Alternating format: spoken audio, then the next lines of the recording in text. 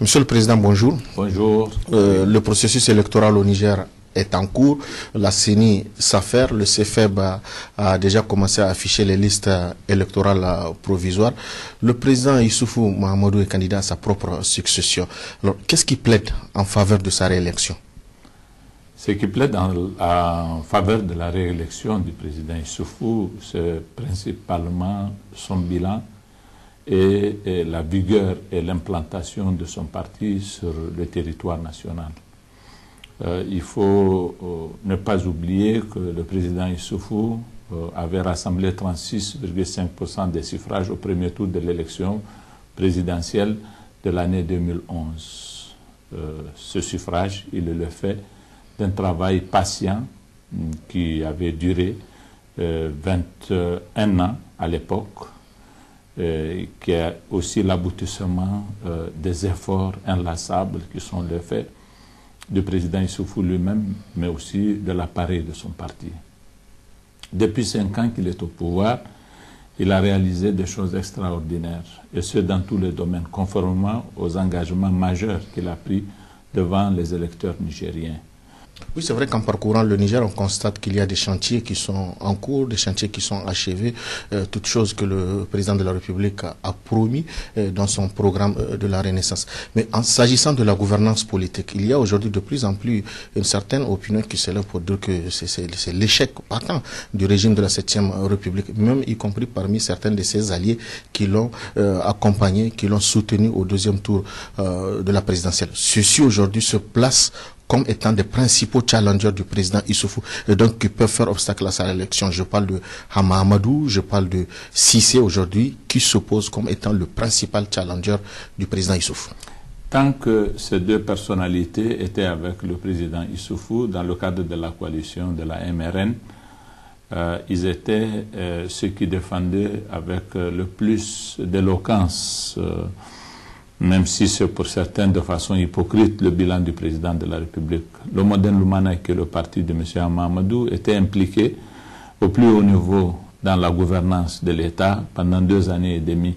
Et je me souviendrai toujours des propos de certains de ces ministres. Ils furent bien plus dithyrambiques que les propos que nous, militants du PNDS, cadres du PNDS, responsables et ministres, avons pu tenir à cet égard.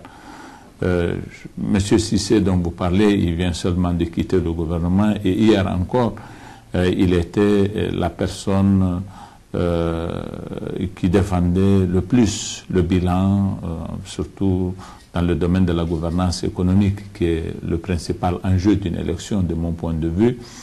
Et si aujourd'hui ces personnes renient ce qu'ils ont fait la veille, ce n'est pas particulièrement surprenant, connaissant l'un comme l'autre de toute façon.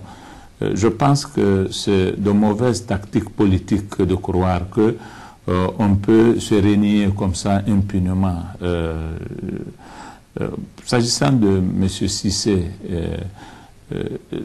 la grande erreur qu'il vient de commettre, c'est de penser que s'il devait se présenter contre le président Issoufou au premier tour, ce qui est absolument son droit, dont nous étions au demeurant convenus, il devait le faire avec la posture qui est désormais la sienne de renier tout et de vouloir jeter le bébé avec l'eau du bain.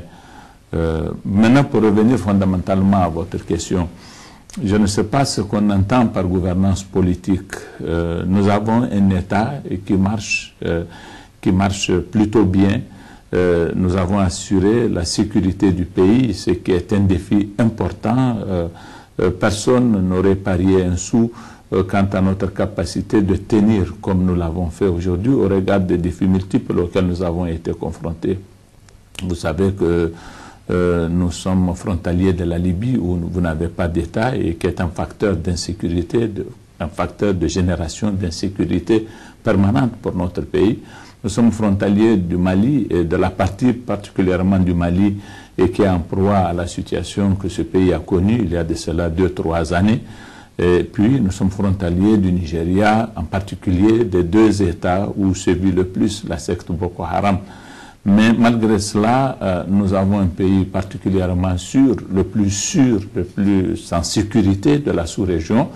Et nous avons un gouvernement qui travaille, qui a des réalisations, qui fait des réalisations, qui a un bilan. Donc je ne comprends pas le sens du procès qui pourrait nous être fait sur notre gouvernance politique. Nous avons des élections, comme vous le dites, qui sont en chantier, que tout est mis en œuvre afin que les délais constitutionnels soient respectés. Dans le cadre d'une organisation des élections conforme aux standards internationaux, mais surtout conforme aux standards nigériens qui ont été à la base de l'organisation d'élections, qui n'ont jamais fait l'objet de quelque discussion que ce soit. Et je fais le pari que cette fois-ci, plus que par le passé encore, nous ferons une élection libre, transparente, totalement régulière, dont les résultats ne seront contestés par quiconque de toute façon, sauf évidemment des gens qui, parce que auraient perdu ces élections, les connaissants ne seraient pas prêts à reconnaître la réalité. Mais pour l'opposition aujourd'hui, ces élections, elles pourront ne pas se tenir, d'autant plus qu'elles contestent aujourd'hui le fichier électoral. Elles demandent un audit, parce que sur la base de ce fichier électoral, on risque d'aller vers un hold-up électoral. Mais ce sont malheureusement des personnes, ces partis de l'opposition sont impliqués autant que nous dans la confection de ce fichier. Vous avez 8 régions, ils sont responsables en tant que président coordonnateur de fichiers de 4 régions. Nous aussi, nous sommes coordonnateurs de 4, nos partis politiques ont des représentants comme coordonnateurs dans 4 régions. Ils sont rapporteurs dans les 4 régions où ils ne sont pas coordonnateurs. Nous sommes rapporteurs dans les 4 régions où nous ne sommes pas, nous sommes rapporteurs dans les 4 régions où nous ne sommes pas coordonnateurs. Voilà comment le travail a été réalisé dans le cadre d'une démarche consensuelle où notre représentation a été paritaire, totalement égale, même plus, je dirais, parce que si vous avez les partis de la majorité et les partis de l'opposition, vous avez aussi les partis non affiliés qui ne sont pas des partis de la majorité, qui sont forcément des partis de l'opposition, parce qu'il s'agit de quelque chose de très logique à cet égard, qui sont aussi parties prenantes. Donc nous avons partagé les postes de façon équitable. Nous avons pris les décisions ensemble, de façon consensuelle. Et ce travail a été mené d'un bout à l'autre, de cette façon intégrée, inclusive, par l'ensemble des partis politiques. Le fichier électoral est le résultat d'un travail dans lequel les partis de la majorité comme de l'opposition ont le même niveau de responsabilité. Et c'est ensemble qu'au niveau du comité du fichier électoral, nous avons adopté le travail qui nous a été présenté. Et ce travail a été validé dans les régions par les coordonnateurs et les rapporteurs de l'ensemble des partis qui sont impliqués à cet égard.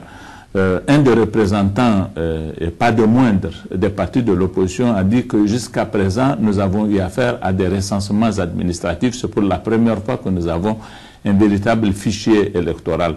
Et pour votre information, je voudrais que vous sachiez que le coordonnateur du fichier de la région des Zender, qui est la région la plus importante en termes de suffrage, en termes de personnes recensées, c'est le représentant du MNSD, le plus grand parti de l'opposition. Et c'est un autre représentant de la mouvance de l'opposition que coordonnateur du fichier dans la région de Tawa, qui est le fief électoral du PNDS Tareya. Donc, lorsque on a travaillé dans ces conditions, avec cet état d'esprit, on est malvenu pour jeter la pierre sur le fichier, après coup, en contester la qualité et dire qu'il est totalement mauvais, qu'on n'accepte pas d'aller à des élections sur la base de ce fichier. Monsieur le Président, qu'est-ce qui vous fait peur dans une manifestation de l'opposition, alors que vous-même, étant à l'opposition, vous avez passé beaucoup de temps à manifester dans les rues? Nous avons passé en effet beaucoup de temps à manifester dans les rues, mais vous devez vous souvenir que lorsque nous étions dans l'opposition, vous n'avez jamais assisté aux scènes de casse auxquelles dont nous avons été témoins depuis que Lumana est dans l'opposition. Souvenez-vous, tant que Lumana était au pouvoir avec nous pendant 2 ans et demi, les choses se passaient comme lorsque nous étions dans l'opposition. Il n'y a jamais eu de casse, même à l'occasion des manifestations des scolaires. Mais depuis que Lumana est dans l'opposition, il y a eu des épisodes où vous avez une fièvre comme ça, très forte, qui débouche sur des casses. Vous vous souvenez de la casse du 20 mai 2014, vous vous souvenez du 16 janvier 2015, vous vous souvenez de ce qui s'est passé très récemment. Et toutes les informations que nous avons indiquent très clairement le lien entre la stratégie de Lumana. Écoutez, avec les moyens de la technologie, aujourd'hui, beaucoup d'informations sont à la portée de la police.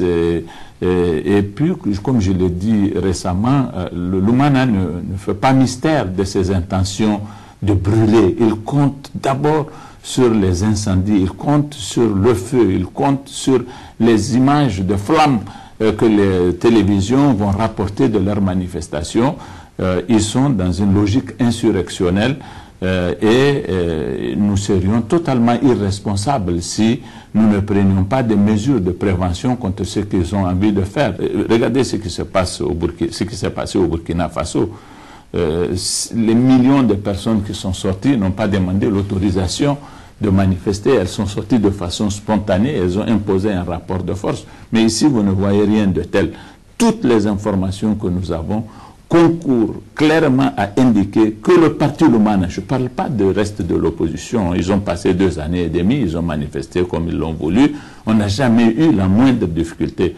Mais depuis que Lumana est dans l'opposition, ils sont dans une stratégie insurrectionnelle et donc la responsabilité commande que lorsque nous avons des informations sûres quant à leurs mauvaises intentions, nous prenions des mesures de prévention et c'est ce que nous sommes en train de faire. Mais à chaque fois, vous l'aurez constaté, que nous n'avons pas d'indice quelconque de nature à nous amener à nous méfier de ce qu'ils peuvent faire, nous les avons laissés. Qu'est-ce que ça nous aurait fait que les gens sortent manifester en toute liberté, surtout qu'ils ne mobilisent pas beaucoup de foule? En quoi ça peut être un problème pour nous? Mais je vous dis que si les autorités du ministère de l'Intérieur ont décidé que cette manifestation n'aurait pas lieu dans le contexte précis de la grande campagne de haine qu'ils sont en train de développer, c'est qu'il y a des raisons à cela. Est-ce que vous voulez dire que c'est le Lumana donc qui constitue le bout de feu de toutes ces manifestations violentes-là et qui doit avoir un lien avec ce que les scolaires ont fait la semaine dernière? Absolument, il n'y a pas de doute. Nous avons arrêté des personnes qui n'ont rien à voir avec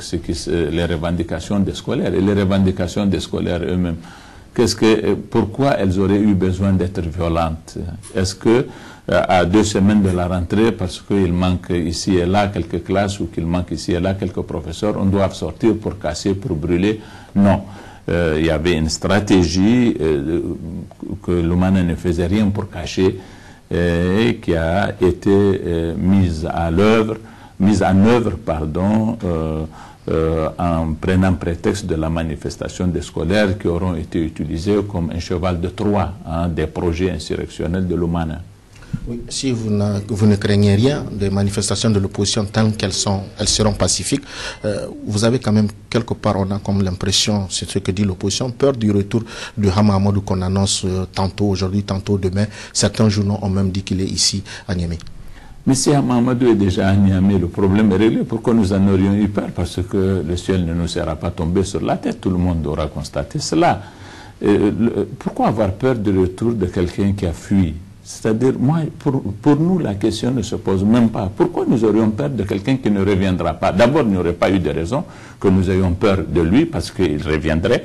Mais puisque nous savons qu'il ne reviendra pas, pourquoi vous pensez que nous pourrions avoir peur? Moi, je vais dire aux jeunes de Lumana, qui peut-être ne connaissent pas Hama Amadou, Hama Amadou ne reviendra jamais. Il ne reviendra jamais. Il faut être une autre personne pour qu'il revienne, mais lui ne reviendra pas.